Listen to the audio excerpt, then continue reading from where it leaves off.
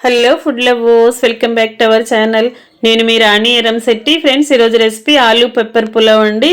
చాలా చాలా స్పైసీగా టేస్టీగా ఉంటుంది. ఇంట్లో చిన్నపిల్లల నుంచి పెద్దవాళ్ళ వరకు అందరికీ కూడా నచ్చుతుంది. కూరగాయలు అందుబాటులో లేనప్పుడు అప్పటికప్పుడే మనం ఇలా 10 నిమిషాల్లో ఈ రైస్ని ప్రిపేర్ చేసి పిల్లలకి లంచ్ బాక్స్గా సర్వ్ చేయొచ్చు. అలాగే ఆఫీస్కి వెళ్ళే వాళ్ళకి కూడా లంచ్ బాక్స్లో ప్రిపేర్ చేసి పెట్టచ్చు. కర్రీతో అవసరం లేకుండా చాలా కమ్మగా చేసుకోవచ్చండి. ఆ ప్రాసెస్ అంతా చూద్దాం. వీడియోని ఫస్ట్ నుంచి లాస్ట్ వరకు స్కిప్ చేయకుండా చూడండి. ఇక ప్రాసెస్లోకి వెళ్ళిపోదాం. ముందుగా 2 కప్పుల బాస్మతి రైస్ తీసుకుని నేను ఈ రైస్ అనేది ప్రిపేర్ చేయబోతున్నాను. మీరు రైస్ అనేది మీకు నచ్చిన విధంగా కొలిచి తీసుకోండి. 2 కప్పుల రైస్ని గిన్నెలోకి వేసుకుని వాటర్ పోసి లైట్గా చేత్తో ప్రెస్ చేస్తూ కడిగి వాటర్ అన్నీ కూడా తీసేద్దాం. మరి ఎక్కువగా వేళ్లతో రైస్ని కలపకుండా లైట్గా కడిగి వాటర్ అన్నీ తీసిన తర్వాత మరలా ములిగేంత వరకు వాటర్ పోసి ఒక 1/2 టీ స్పూన్ వరకు ఆయిల్ వేయండి. వాటర్లో ఆయిల్ వేసినట్లయితే బియ్యం అనేవి మరీ మెత్తగా నానకుండా విరిగిపోకుండా కరెక్ట్గా నానుతాయి. గిన్నెకు మూత పెట్టి ఒక అరగంట నాననిద్దాం. అరగంట తర్వాత కుకింగ్ అనేది స్టార్ట్ చేద్దాం. స్టవ్ ఆన్ చేసి ఏదైనా రైస్ వండుకోవటానికి మందంగా ఉన్న పాత్ర పెట్టుకోండి. దానిలోకి 1 టేబుల్ స్పూన్ నెయ్యి, 2 టేబుల్ స్పూన్లు ఆయిల్ వేసుకోండి. ఆయిల్ కాగిన తర్వాత హోల్ గరం మసాలా దినుసులు వేసుకోండి. పులావ్ దినుసులు కూడా వేసుకోండి. అలాగే బిర్యానీ ఆకులు, కొంచెంగా కస్తూరి మెతి వేసుకుని 10-12 జీడిపప్పు పలుకుల్ని వేసుకోండి. అలాగే సన్నగా పొడవుగా కట్ చేసుకున్న ఉల్లిపాయల్ని, సన్నగా చీలికలుగా కట్ చేసుకున్న పచ్చిమిర్చిని వేసుకోండి. అలాగే పైపీలంతా ఓపెన్ చేసిన బంగాళదుంపల్ని కడిగి ముక్కలుగా కట్ చేసి వేసుకోండి. క్యారెట్ ముక్కలు కూడా కట్ చేసి వేసుకుని ఫ్రోజన్ బఠానీ కూడా వేసుకోండి. అలాగే కొంచెంగా పుదీనా ఆకుల్ని, కొత్తిమీరని కూడా కడిగి వేసుకోండి. చిటికెడు పసుపు కూడా వేసుకుని ఇవన్నీ కూడా ముక్కల్లో కలిసేంత వరకు బాగా కలపండి.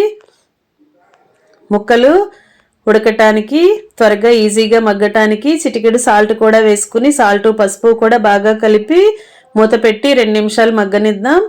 2 నిమిషాల తర్వాత చూసినట్లయితే మనం వేసిన ముక్కలన్నీ కూడా మగ్గాయి కదా. మరొకసారి గరిటెతో బాగా కలపండి. ఇలా ముక్కలన్నీ కూడా మగ్గుతున్నప్పుడు ఒక టమాటోని ముక్కలుగా కట్ చేసుకుని వేసుకోండి.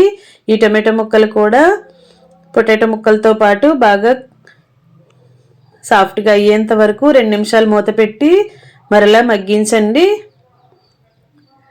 2 నిమిషాల తర్వాత టమాటో ముక్కలు కూడా సాఫ్ట్గా మగ్గాయి.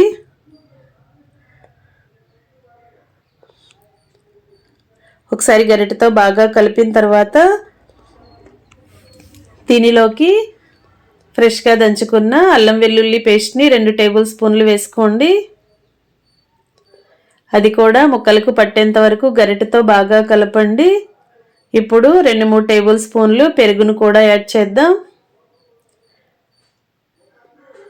ఈ విధంగా పెరుగు కూడా ముక్కల్లో కలిసేంత వరకు గరిటెతో బాగా కలిపి 1 నిమిషం పాటు మూత పెట్టి మగ్గించినట్లయితే పెరుగులో ఉన్న వాటర్ అన్నీ కూడా రిలీజ్ అయ్యి ముక్కలన్నీ కూడా బాగా మగ్గుతాయి. మధ్య మధ్యలో మూత తీసుకుంటూ ముక్కల్ని కలుపుకుంటూ చూసుకుంటూ మగ్గించండి. అల్లం వెల్లుల్లి పేస్ట్ వేసిన తర్వాత అంటుకుపోతూ ఉంటుందండి. కళాయిలో అడుగున అంటుకుపోతూ ఉంటుంది. ఎప్పటికప్పుడు గరిటెతో కలుపుకుంటూ ముక్కలు బాగా మగ్గిన తర్వాత ముందుగా మనం నానబెట్టి కడిగి పెట్టుకున్న బియ్యాన్ని వాటర్ అన్నీ కూడా తీసేసి ఇలా బియ్యం మాత్రమే కళాయిలో వేసుకోండి. మనం ఏ కప్పుతో అయితే బియ్యాన్ని కొలిచి తీసుకున్నామో ఆ కప్పుతోనే వాటర్ కూడా కొలుద్దాం. ఇప్పుడు రైస్కి మొత్తానికి సరిపడా సాల్ట్ వేసుకుని అరచెక్క నిమ్మరసాన్ని కూడా పిండుకోండి. నిమ్మరసం వేసినట్లయితే రైస్ అనేది మెత్తపడకుండా పొడి పొడిలాడుతూ చక్కగా విరిగిపోకుండా కరెక్ట్గా ఉడుకుతుందండి. ఈ నిమ్మరసం సాల్ట్ కూడా మొత్తం అంతా కలిసేంత వరకు ఒకసారి బియ్యాన్ని బాగా కలిపి ఆయిల్లో 1 నిమిషం పాటు ఫ్రై చేయండి. ఇలా కలిపిన తర్వాత మనం ఏ కప్పుతో రైస్ కొలిచి తీసుకున్నామో అదే కప్పుతో 2 కప్పుల రైస్ తీసుకున్నాం కదా, 3 కప్పుల వాటర్ని పోసుకోండి. పోస్తున్నానండి. మీరు 1 కప్పు రైస్తో చేసుకోవాలి అనుకుంటే 1.5 కప్పుల వాటర్ పోస్తే సరిపోతుంది. ఎందుకంటే బాస్మతి రైస్ కదా, కొంచెం వాటర్ అనేవి తక్కువగానే పడతాయి. నార్మల్గా వండుకునే రైస్ అయితే 1 కప్పు రైస్కి 2 కప్పుల వాటర్ని పోసుకోవచ్చు. ఇప్పుడు 1 టీ స్పూన్ ధనియాల పొడిని, 1 టీ స్పూన్ గరం మసాలా వేసుకోండి. ఇది వైట్ పెప్పర్ పౌడర్ అండి, తెల్ల మిరియాల పొడి. ఇది కూడా వేసినట్లయితే రైస్ అనేది చాలా టేస్టీగా ఉంటుంది. ఆలు పెప్పర్ పులావ్ అని చెప్పాను కదా, వైట్ పెప్పర్ పౌడర్ని కూడా 1/2 టీ స్పూన్ వేసుకుని మనం వేసిన మసాలాలన్నీ కూడా రైస్లో కలిసేంత వరకు గరిటెతో బాగా కలిపి మూత పెట్టండి. ఒక 5 నిమిషాలు ఉడికిన తర్వాత ఒక్కసారి వాటర్ని టేస్ట్ చూసుకుని సాల్ట్ కానీ మసాలాలు కానీ మీ టేస్ట్కి తగ్గట్టుగా లేకపోతే యాడ్ చేసుకుని బాగా ఉడికిన తర్వాత స్టవ్ ఆఫ్ చేసుకుని ఒక్కసారి రైస్ని అడుగు నుంచి పై వరకు కలుపుకుని మూత పెట్టి అలాగే ఒక 5 నిమిషాల పాటు వదిలేసినట్లయితే రైస్ అంతా కూడా బాగా మగ్గుతుంది. ఈ విధంగా పొడి పొడిలాడుతూ వస్తుంది. చివరిగా 1 టేబుల్ స్పూన్ నెయ్యిని వేసుకుని మూత పెట్టుకుని పక్కన పెట్టేయండి. ఒక 10 నిమిషాల తర్వాత చూద్దాం.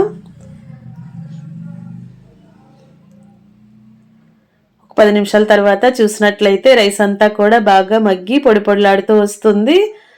ఇంకా వేడివేడి ఆలు పెప్పర్ పులావ్ని సర్వింగ్ ప్లేట్లోకి తీసుకుని పిల్లలకి ఫ్యామిలీ మొత్తానికి సర్వ్ చేయటమే. చిన్నపిల్లలే కాదండి, పెద్దవారు కూడా ఎంజాయ్ చేస్తూ తినే రెసిపీ. కూర ఏం వండాలో తోచినప్పుడు అప్పటికప్పుడే ఇలా ప్రిపేర్ చేసి ఫ్యామిలీకి సర్వ్ చేయండి. రెసిపీ నచ్చినట్లయితే మీరు కూడా వెంటనే కుక్ చేయండి. ఛానల్ని సబ్స్క్రైబ్ చేసుకుని పక్కనే ఉన్న బెల్ సింబల్ని క్లిక్ చేయండి. రెసిపీకి లైక్ చేయండి. మరొక రెసిపీతో మళ్ళీ కలుద్దాం. Thanks for watching. నేను మీ రాణి ఎర్రంశెట్టి.